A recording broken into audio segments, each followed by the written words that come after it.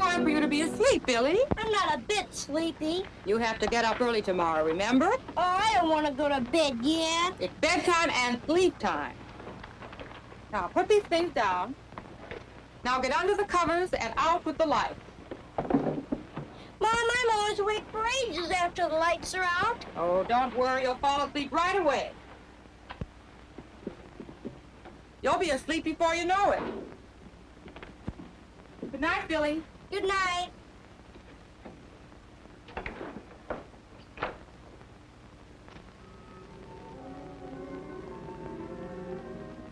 Billy's mother didn't know the real reason why he didn't want to go to bed.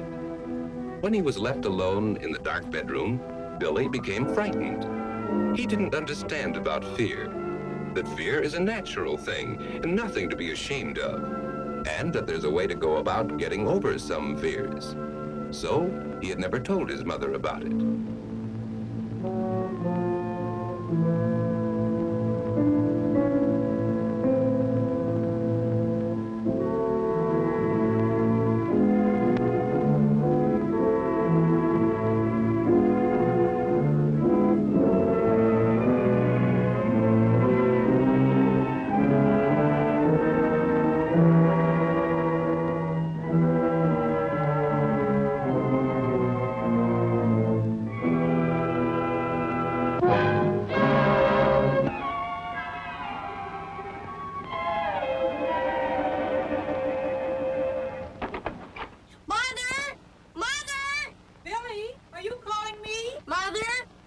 What is it, Billy? Why aren't you in bed?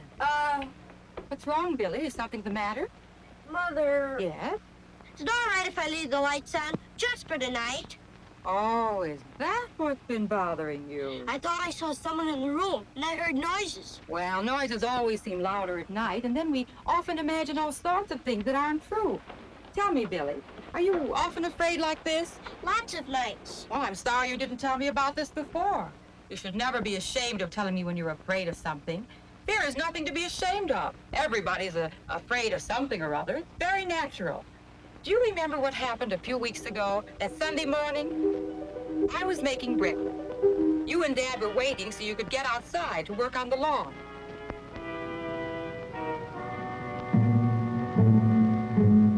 Do you remember how the bacon fat poured over the stove and caught fire? I was terribly frightened.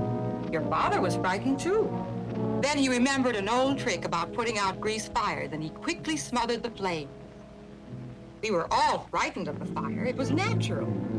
Being afraid was nature's way of warning us that the fire was dangerous and might harm us. That's what fear is, a warning of danger. Sometimes we're afraid of big things, and sometimes we're afraid of very little ones. But you shouldn't be ashamed of being afraid of something dangerous. No matter whether it's big or little, being afraid is nature's way of reminding us that we should do something to avoid the danger, to avoid being harmed. Do you remember the time you threw the ball onto the ledge at school?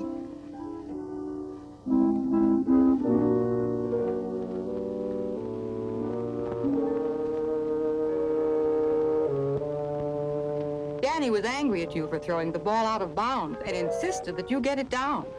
He dared you to climb up the wall on the drain pipe, but it looked too dangerous to you, and you were afraid of losing your grip and falling. So you refused to climb up, even if it was a dare. And the janitor got the ball for you. You see, being afraid of climbing up the wall was your warning that it was very dangerous and that you might be hurt. You showed good common sense when you paid attention to that warning, and you don't have to be ashamed of it.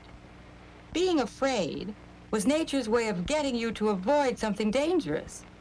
But now there's something else about fear that I don't think you quite understand, Billy. What's that? Well, sometimes when you become afraid, there isn't anything that's really dangerous.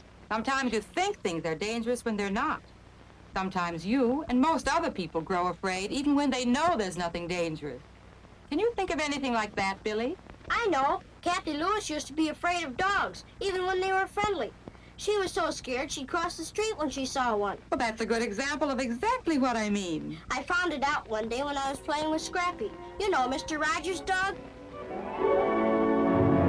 He's friendly. He wouldn't even hurt a flea. I didn't know she was so fraidy cat. I called her to come over, but she wouldn't do it.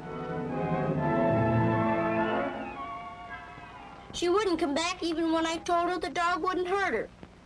She didn't have to be afraid of the dog. It wouldn't have hurt her. Isn't that what you mean, Mom? That's just what I mean. And you remember how afraid Keith Hogan was about learning to swim? That's right. He was scared to go near the water. Yeah. Keith was afraid of something that wouldn't hurt him, too.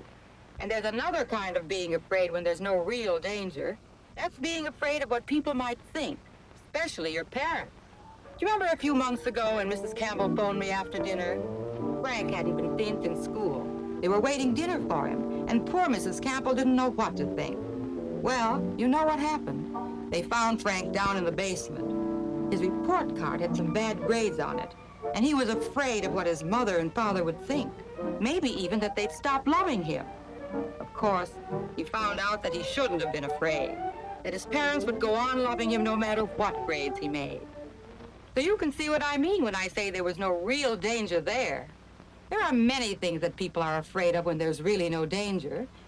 Things like fear of being laughed at because their clothes are different or because their marks aren't as good as they might be. They're afraid for all sorts of foolish reasons. But suppose you are afraid of something, like dogs or the dark. What can you do about it? Well, each time you're afraid, try to understand whether there's really something to be afraid of. If you're afraid when there's real danger, you can learn ways of protecting yourself. Fear at the right time will make you careful. Fear and wise action, such as Dad took, or such as you took when you wouldn't climb up that wall. You can be proud, not ashamed of. But how can you tell when there's a real danger or not? Just stop and think. Common sense will often help. Then, too, try to remember or find out whether other people are afraid of the same things you are. For instance, Kathy could see that you were playing with the dog and that the dog didn't hurt you. She could know from that that there was nothing to be afraid of. That's right. So what Kathy needed to do was to try to understand why she was afraid of dogs.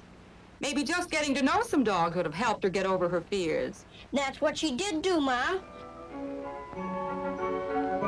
Her dad bought her a little puppy to play with. It was the cutest little thing. We all loved it, especially Kathy. That was last summer. Her dog's big now. Kathy took good care of him. She got to know dogs so well that she isn't a bit afraid of them anymore. I guess that's what you mean by getting to know and understand the thing you're afraid of. Yeah. Keith got over his fear of the water by taking swimming lessons with a teacher he trusted and believed in. Yeah, he can swim pretty well now. There's another thing you can do to help yourself get over a fear when there's no real danger, and that's to talk about your fear with somebody. Like we're doing now. That's right. You could talk it over with your parent, friend, your teacher, your doctor, someone you're fond of and trust. If Frank had only talked with his mother and father about his fear that they might stop loving him if his report card wasn't good, it would have been better for them all. Of course, his parents didn't realize he felt that way. Perhaps they expected too much of Frank. And it may sound funny, but Frank's grades were bad partly because of his fear of his parents. He was afraid he couldn't make good.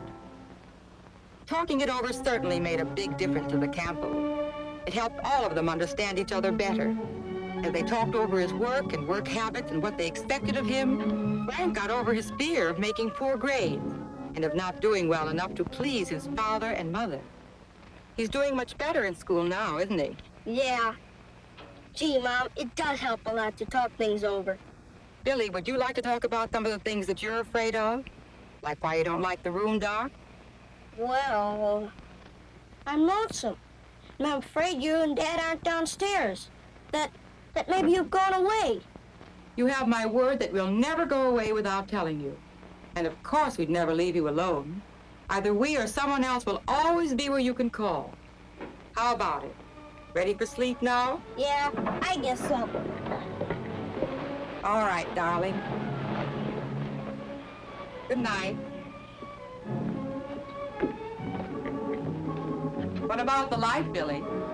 Tell you what, Mom. Leave the door open a little instead, will you? That's fair enough. Good night, son.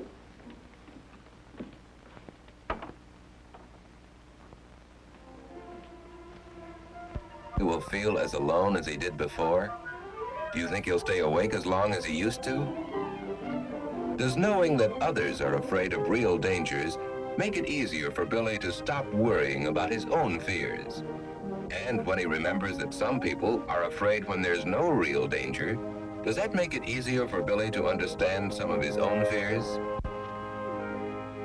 Billy refused to climb the drain pipe because it looked dangerous. Yet at the same time, he had another fear. He was afraid he might be called a coward by his friends.